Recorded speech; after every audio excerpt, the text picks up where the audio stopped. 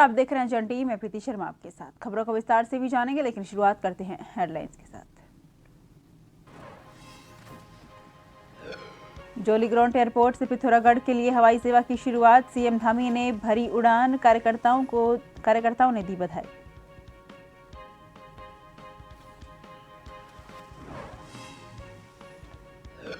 केंद्र का 1 फरवरी को अंतरिम बजट। उत्तराखंड के वित्त मंत्री प्रेमचंद ने कहा, राज्य में लागू की जाने वाली योजनाओं के लिए ज्यादा बजट मिलने की उम्मीद। राजस्व के लिए ज्यादा नहीं सोर्स।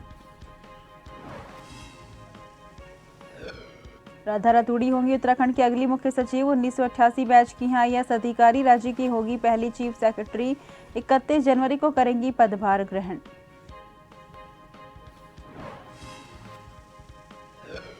महात्मा गांधी के शहादत दिवस पर प्रार्थना सभा। गठबंधन और सामाजिक संगठनों ने निकाला शहीद सम्मान मार्च। बीजेपी पर साधा निशाना।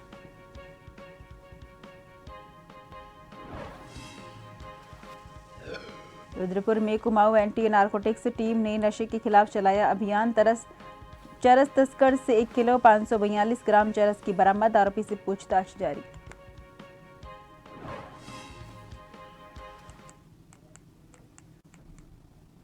रुक करते हैं खबरों की ओर। जोलीग्रांट एयरपोर्ट से नैनी सैनी हवाई अड्डा पिथौरागढ़ के लिए हवाई सेवा शुरू की गई। मुख्यमंत्री पुष्कर सिंह धामी ने जोलीग्रांट एयरपोर्ट से पिथौरागढ़ के लिए उड़ान भरी। बता दें कि देहरादून पिथौरागढ़ हवाई सेवा के शुभारंभ के अवसर पर आयोजित कार्यक्रम में धामी मौजूद रहे। इस दौरान भारतीय जनता युवा मोर्चा के प्रदेश मंत्री हिमांशु चमोली के साथ तमाम लोग मौजूद रहे।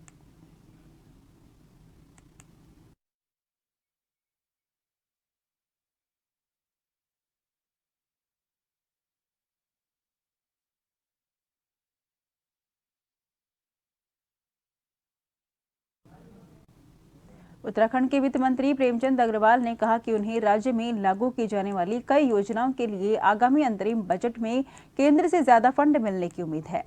अग्रवाल ने उत्तराखंड को देश में वेडिंग डेस्टिनेशन बनाने की पीएम मोदी की योजना को दोहराते हुए राज्य में पर्यटन के विकास पर ध्यान देने पर जोर दिया है।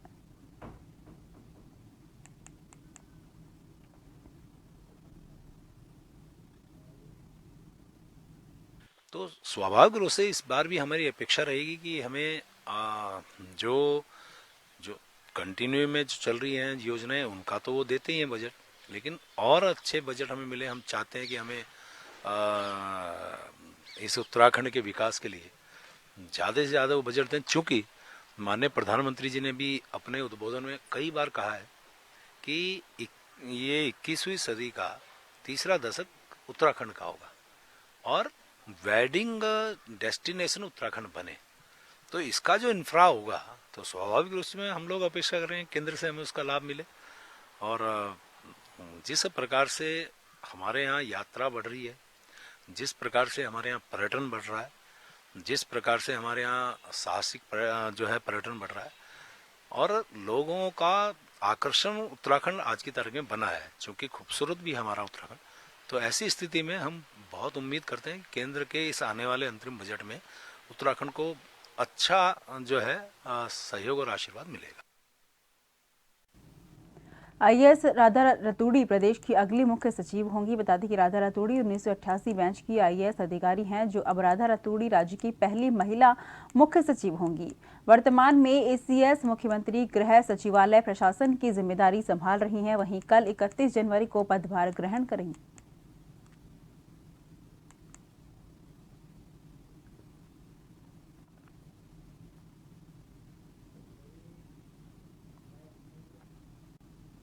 कांग्रेस के मुख्य प्रवक्ता गरिमा दसोनी ने पार्टी कार्यालय में एक प्रेस वार्ता की है। इस प्रेस वार्ता में उन्होंने कहा कि राज्य में महिला उत्पीड़न के केस लगातार बढ़ते जा रहे हैं। इसी कड़ी में गरिमा दसोनी ने कहा कि प्रदूषण विभाग के एक आईएफएस अधिकारी पर एक महिला ने उत्पीड़न का आरोप लगाया है। संगीन मामला है जिसे सरकार और शासन प्रशासन के दम पर दबा दिया गया। 25-26 जनवरी का ये मामला है। पॉल्यूशन कंट्रोल बोर्ड में मेंबर सेक्रेटरी आईएफएस रैंक के सुशांत पटनायक ने अपनी ही एक जूनियर को एक बार नहीं कई बार फिजिकली मॉलेस्ट करने का प्रयास किया और उस महिला ने, जो कि उत्तरकाशी के भाजपा के विधायक रहे, गोपाल सिंह रावत की सुपुत्री हैं, उन्होंने लिखित में शिकायत प्रदेश के डीजीपी से करी है कि मेरे साथ मेरे कार्यस्थल पर लगातार फिजिकल उत्पीड़न हो रहा है, दोहन हो रहा है। और सुशांत पटनायक पर यह पहला मामला नहीं है जब उन पर आरोप लगा हो, इससे पहले भी उनके ऊपर महिलाओं के द्वारा इस तरह के उत्पीड़न की कई बार आरोप लगाए जा चुके हैं। राष्ट्रपिता महात्मा गांधी के शहादत दिवस पर इंडिया गठबंधन और सामाजिक संगठनों ने प्रार्थना सभा और शहीद सम्मान मार्च अभियान किया। जीतेगा भारत, हारेगी नफरत के मोटो के साथ बीजेपी सरकार पर जमकर निशाना साधा गया।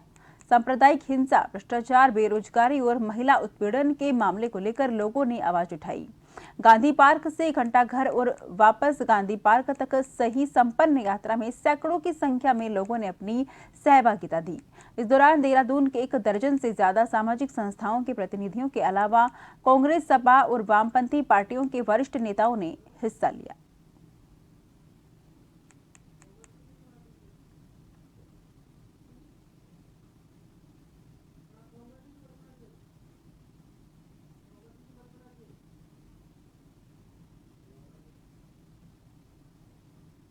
तिथि है और यहाँ पर वो तमाम लोग आए हैं जो गांधी जी के सत्य अहिंसा के मार्ग को मानते हैं, उस पर चलते हैं। आज देश के अंदर 2 तरह की राजनीति है, 2 तरह की विचारधारा है।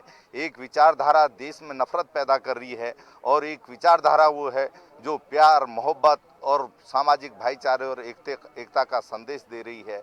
आज यहाँ पर सर्वदलीय प्रार्थना सभा, सर्वधर्म प्रार्थना सभा का आयोजन किया गया और सिविल सोसाइटी के जितने भी लोग हैं, जो भी सामाजिक आंदोलन में सहभागी हैं, इंडिया अलायंस के जो भी साथी हैं, वो सब इस जो है गांधी जी के शांति मार्च में आज सम्मिलित थे।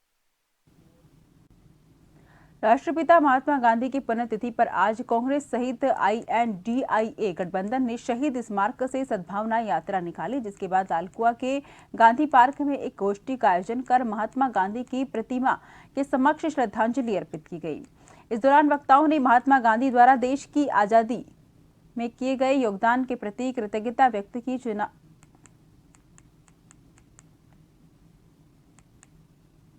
महात्मा गांधी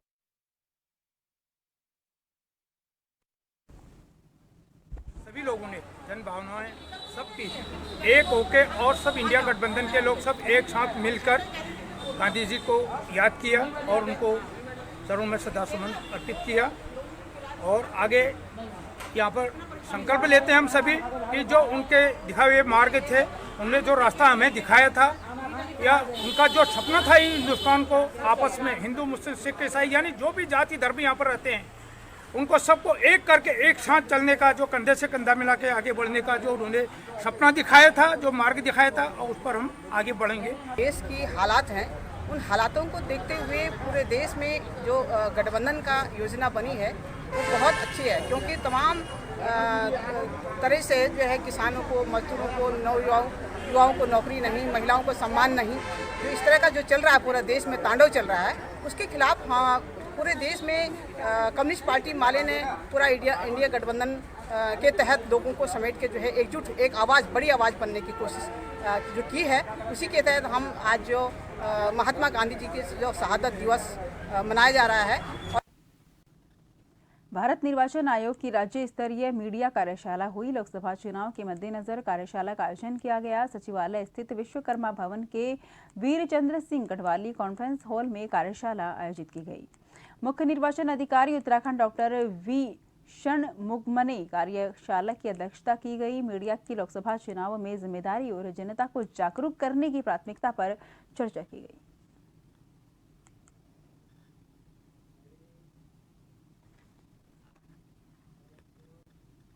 उत्तराखंड में लोकसभा चुनाव की तैयारी में जुटे सियासी दलों के बीच अब एक नई जंग देखने को मिल रही है, जिसमें सियासी दल अपने को बेहतर साबित करने के लिए लगातार कार्यक्रम और जनसभाएं जनता के बीच आहूत कर रहे हैं। इस बीच अब एक नई बहस उजागर हो गई है, किसकी सभा में कितनी भीड़ है। बीजेपी की ओर से खरगे की जनसभा को फ्लॉप शो कहे जाने पर कांग्रेस प्रदेश प्रवक्ता गरिमा दसोनी ने पलटवार किया। कहा कि अगर बीजेपी को खुशी मिलती है तो अच्छी बात है, लेकिन कांग्रेस के राष्ट्रीय अध्यक्ष की ये रैली सफलतम रैली रही है। भारतीय जनता पार्टी अगर इसमें खुश होना चाहती है तो खुश हो ले, लेकिन सब जगह खबर और हवा यही है कि कांग्रेस की रैली सफल ही नहीं सफलतम रही है। राष्ट्रीय अध्यक्ष जी ने जो उत्तराखंड 4 धामों की भूमि से संदेश दिया है वो पूरे देश में जाएगा। जितने प्रहार उन्होंने भाजपा पे किए, भारतीय जनता पार्टी का नैतिक दायित्व है कि राष्ट्रीय अध्यक्ष जी के पूछे गए सवाल और जो भी प्रहार या जो भी चोट वो करके गए हैं, जिन मुद्दों पर वो सवाल पूछ के गए हैं 7 साल की प्रदेश की भाजपा सरकार से और 10 साल की केंद्र की भाजपा सरकार से, उन पर बात होनी चाहिए। भीड़ किसके उसमें ज़्यादा आई कम आई, ये तो छोटे बच्चों वाला लड़ाई है। बीजेपी ने यूसीसी ड्राफ्ट सौंपे जाने और विधानसभा सत्र में पेश करने की घोषणा का स्वागत किया है।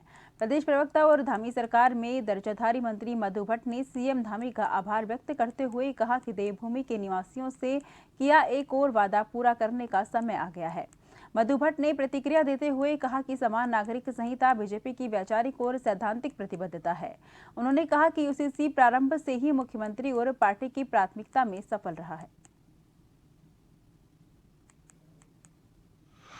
देखिए, माननीय मुख्यमंत्री श्री पुष्कर सिंह धामी जी ने जिस प्रकार से उनका एक विजन स्पष्ट था यूसीसी को लेकर, उन्होंने समय समय पर उन्होंने इसकी जो है समीक्षा बैठक भी की है। साथ में हमारे विधि के जितने भी जो इसके जानकार हैं, विशेषज्ञ हैं, उनके साथ बैठक करके समय समय पर चर्चा करके इसके लिए एक ड्राफ्ट तैयार किया है और अब वो ड्राफ्ट तैयार हो चुका है। निश्चित रूप से कुछ ही समय बाद ये जो है ये पूरा जो यूसीसी को लेकर जो तैयारी की गई है वो आप सब लोगों के सामने आ जाएगी।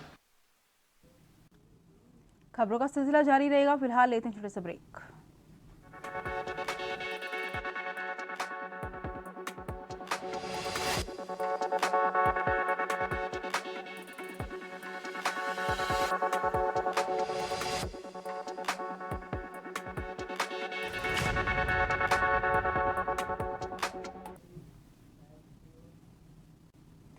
ब्रेक के बाद फिर से आपका स्वागत है। रुक करते हैं खबरों की ओर।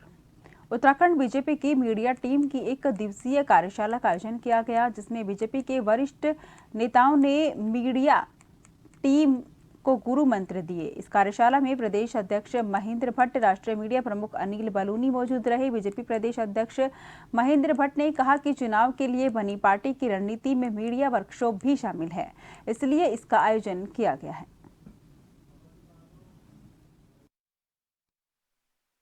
राजनीतिक क्षेत्र में बहुत बड़ा महत्व हो गया है, तो हमारे अनेकों जो मीडिया से जुड़े हुए केंद्रीय पदाधिकारी अनिल बलूनी जी इस पर रहने वाले हैं। कौन कौन से विषय राजनीतिक विषय महत्वपूर्ण समाज के बीच में जाने चाहिए, उन सब विषयों को लेकर चर्चा होगी। रणनीति का हिस्सा है और हमने पूरे प्रदेश के मीडिया के जो हमारे कार्यकर्ता हैं जिनको इसमें जोड़ा गया है, उन सबको इसमें आमंत्रित किया है। अध्यक्ष जी,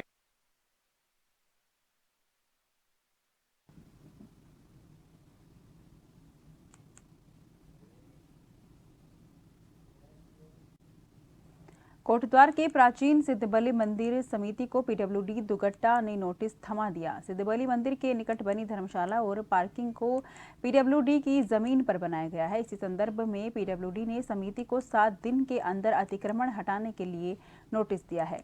पीडब्ल्यूडी ने चेतावनी देते हुए कहा कि यदि समय सीमा के तहत अतिक्रमण नहीं हटाया जाता, उस स्थिति में पीडब्ल्यूडी आवश्यक कार्रवाई करते हुए अपनी भूमि से अतिक्रमण हटाने के लिए विवश हो जाएगी और अतिक्रमण हटाने में जो भी व्यय आएगा उसका हट जाना समिति को लेना होगा।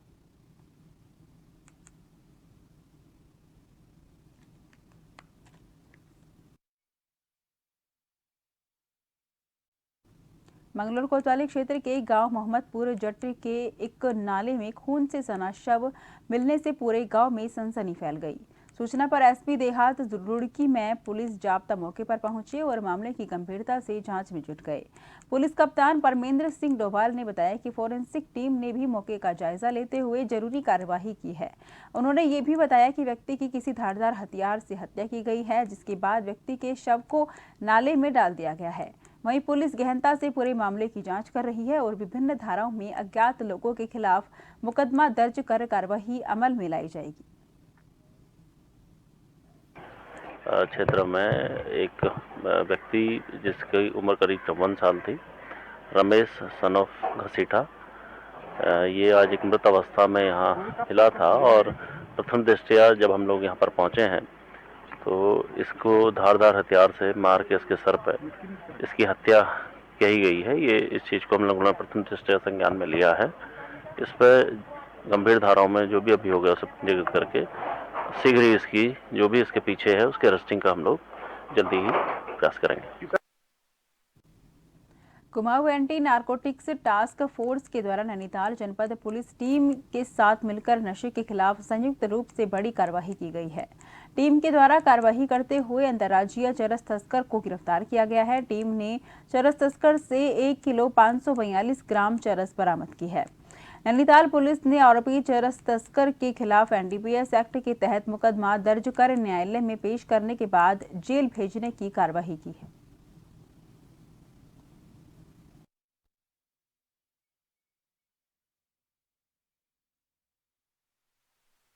की एनटीएफ विंग ने और नैनीताल पुलिस ने एक संयुक्त कार्रवाई करते हुए एक अंतर्राज्यीय ड्रग तस्कर को थाना मुक्तेश्वर से गिरफ्तार किया।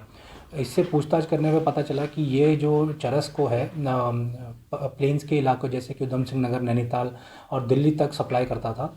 इसके पास से लगभग 1 केजी 542 ग्राम चरस बरामद हुई है। इसकी अंतर्राष्ट्रीय मार्केट में लगभग 7 से 8 लाख रुपए कीमत है। कितने लोग टोटल हैं? टोटल 1 लोग गिरफ्तार किए गए हैं। इसमें डोईवाला के बड़कोट वन क्षेत्र के अंतर्गत एक बार फिर बेशकीमती खैर के पेड़ों को काटा गया है।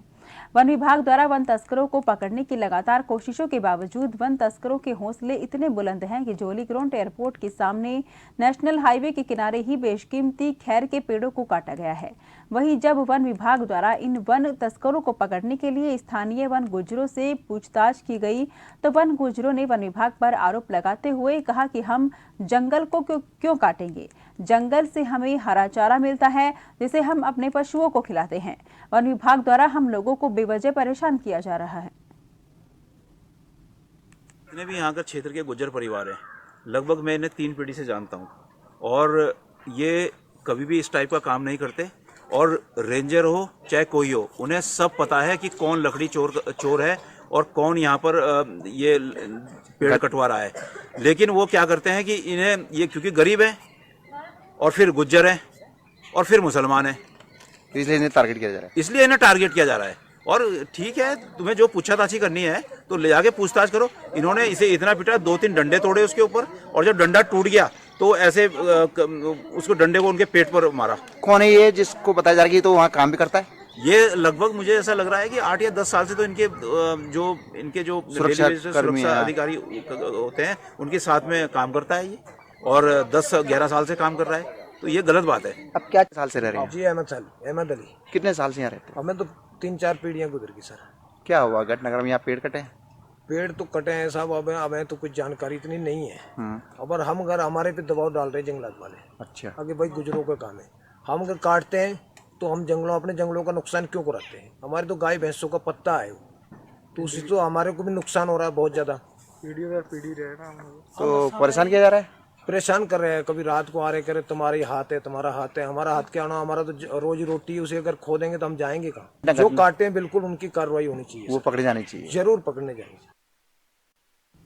उधम सिंह नगर जनपद के पुलभट्टा थाना क्षेत्र में तेज रफ्तार बाइक ने साइकिल सवार मजदूर को टक्कर मार दी, जिससे साइकिल पर सवार 2 व्यक्ति और बाइक सवार भी गंभीर रूप से घायल हो गए। तीनों घायलों को उपचार के लिए किच्छा अस्पताल ले जाया गया, जहां साइकिल सवार व्यक्ति को डॉक्टर ने मृत घोषित कर दिया।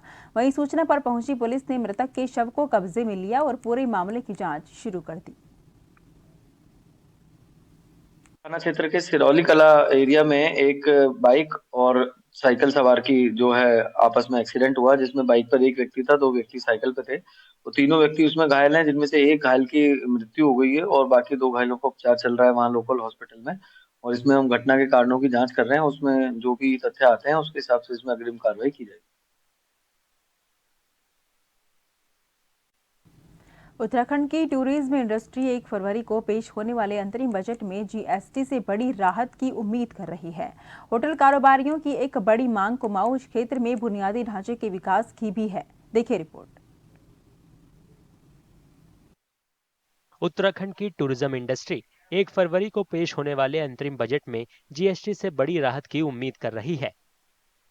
जीएसटी के बनाने के बाद में काफी सिस्टम में सुधार तो हुआ है, लेकिन जिस तरीके से अलग अलग स्लैब्स हैं 5%, 12%, 18%, उन सबको एक सिंगल स्लैब करके हम लोग को एक 5% के आसपास हम लोगों से एक सिंगल चार्ज करें और उसके हमको रिवर्स चाहे कुछ दें या ना दें, लेकिन एक सिस्टम को थोड़ा सा ईज कर देंगे तो हम लोगों के लिए बहुत ज़्यादा बेटर हो जाएगा। अपने इंडस्ट्री के लिए काम करना, वैसे ही हम लोग काफ़ी मंदी के दौर से गुजर रहे हैं, स्ट्रगल कर रहे हैं, तो थोड़ा सा हम एक्सपेक्ट करते हैं कि हम लोगों को थोड़ा सा टैक्सेशन में सुधार किया जाएगा और सिस्टम को थोड़ा सा ईज किया जाएगा हम लोगों के लिए। होटल कारोबारियों की एक और बड़ी मांग कुमाऊं क्षेत्र में बुनियादी ढांचे के विकास की है, जिससे क्षेत्र को पर्यटकों के लिहाज से और ज्यादा सुलभ बनाया जा सके। बजट से उम्मीदें हैं हमें, अपने चीफ मिनिस्टर साहब से उम्मीदें हैं कि हमारे लिए कुमाऊनी एरिया में और नैनीताल एरिया में जो डेवलपमेंट पीछे रह गई हैं, जैसे आने के रास्ते हैं, यहाँ पर जो हमारे टूरिस्ट को बढ़ावा देने के लिए जो मेजर चीज़ें हमें चाहिए वो उपलब्ध कराई जाएं और एक स्पेशल टीम गठित की जाए जो कि यहाँ के टूरिस्ट को और ज़्यादा आगे लेके चले। आमतौर पर होटल उद्योग भी दशकों से बुनियादी ढांचे में सुधार के लिए संघर्ष कर रहा है। पर्यटन उद्योग के विशेषज्ञों के मुताबिक ऐसा होने से होटल प्रोजेक्ट भी सस्ते लोन के जरिए दूसरे उद्योगों की तरह विकसित हो सकेंगे। फिलहाल 7,500 रुपए से ज्यादा के होटल रूम पर 18% जीएसटी लगता है। कारोबारियों को उम्मीद है कि इसे 12% तक घटा दिया जाएगा, जिससे होटल इंडस्ट्री को बड़ी राहत मिलेगी। खबर उत्तराखंड के उधम सिंह नगर से है, जहां एक समय भारत में सबसे कम उम्र में आंखें दान करने का रिकॉर्ड था। अब उनके नाम पर आंखों का बैंक बना है। देखिए रिपोर्ट। अर्जुन चावला 2007 में महज 7 दिन का था जब उसका निधन हुआ था। तब दुखी माता पिता संदीप और रीना ने उनकी आंखें दान करने का फैसला लिया। 17 साल बाद उत्तराखंड के हल्द्वानी के सरकारी मेडिकल कॉलेज में उनके बेटे के सम्मान में आंखों का बैंक बनाया गया है। उसमें और 2 लोगों को आगे नेत्रदान आंखें ज्योति दी। मैं नहीं समझता कि वो इस दुनिया से चला गया, लेकिन वो आज भी जीवित है। तो मैं तो यही कहता हूँ कि उससे लोगों को शिक्षा लेनी चाहिए कि वो आज भी मरणोपरांत भी अपने आप को जीवित रखे हुए हैं। अर्जुन 2011 तक सबसे कम उम्र का नवजात था, जिसकी आंखें मृत्यु के बाद दान की गई थीं। ये record Limca book of records और इंडिया बुक ऑफ रिकॉर्ड्स में भी दर्ज है। ये समाज के लिए, देश के लिए बड़े एक प्रेरणादायक बात है कि 7 दिन के बच्चा जब नेत्रदान कर सकता है तो 60 साल 70 साल के बुजुर्ग क्यों नहीं कर सकते। बच्चे का नाम Limca book of record, India book of record में भी दर्ज है और भी देश की कई रिकॉर्डों में नाम दर्ज है और गिनीज बुक ऑफ रिकॉर्ड में भी इसका बच्चे का नाम भेजा गया था। संदीप चावला अपने बेटे के नाम पर आंखों का बैंक बनाने के लिए लगातार कोशिश करते रहे। उनकी कोशिशें रंग लाईं जब अक्टूबर 2023 में मुख्यमंत्री दफ्तर पोर्टल पर पोस्ट की गई उनकी अपील मंजूर हो गई। अर्जुन नेत्र बैंक, इसकी स्थापना के लिए बाकायदा राज्यपाल जी ने सहमति दी है। तत्पश्चात हमारे जो हेल्थ केयर सेक्रेटरी हैं उन्होंने आदेश दिया है कि सुशीला तिवारी में अर्जुन नेत्र बैंक इस नाम से बैंक खोल दिया जाए। आप ये समझ लो, अर्जुन का नाम से जो बैंक बन रहा है तो हर बंदा पूछेगा कि आखिर इस बच्चे के नाम से बैंक क्यों बना, इसका क्या कारण है। और जब वो इस इतिहास को इस चीज को खोलेंगे तब उनकी आंखें अपने आप खुल जाएंगी कि मात्र 7 दिन का बच्चा। दुख को उम्मीद में बदलते हुए अर्जुन के माता पिता का मकसद समाज में जागरूकता बढ़ाना है, ताकि ज्यादा से ज्यादा लोगों को मृत्यु के बाद अपनी आंखें दान करने के लिए बढ़ावा दिया जा सके। उत्तराखंड में मंगलवार को कहीं कहीं हल्की बूंदाबांदी के आसार हैं। पर्वतीय क्षेत्रों में कहीं कहीं बारिश और बर्फबारी हो सकती है। मौसम विभाग के पूर्व अनुमान के अनुसार अगले कुछ दिनों में मौसम के बदलने का अनुमान है। मौसम विज्ञान केंद्र ने 31 जनवरी को और 1 फरवरी को बारिश और बर्फबारी होने का येलो अलर्ट जारी किया है। उत्तराखंड में मौसम ने इन दिनों लोगों को परेशान किया हुआ है। कभी कभी अचानक से बादल छाने के कारण बारिश की उम्मीद जग रही है, तो कुछ ही देर चटक धूप खिलने से तापमान में इजाफा हो रहा है।